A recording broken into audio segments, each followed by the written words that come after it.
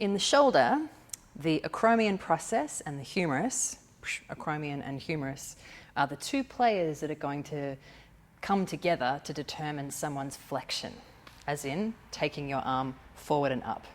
Some people have got quite a big range of motion and their arm's going to go beyond 180 degrees.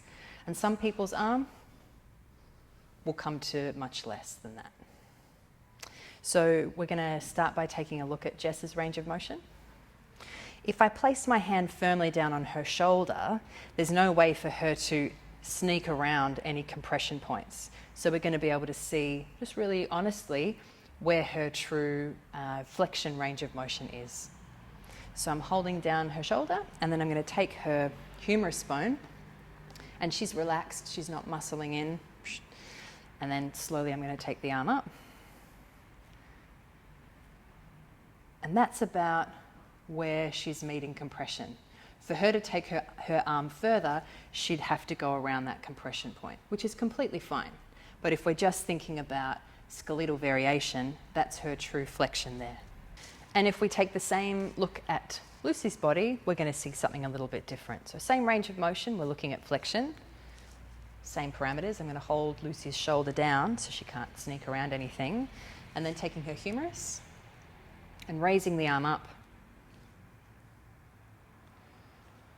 She actually gets a smidge back behind 180.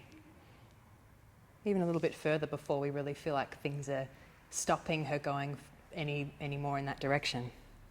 So what does this mean for different people's bodies in their yoga practice if they've got different ranges of motion in their flexion? Well, for Jess, we just show that she's got just a little bit off being at 180, which is completely fine.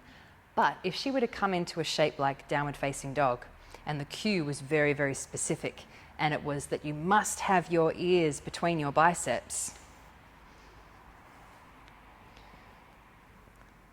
that's almost impossible.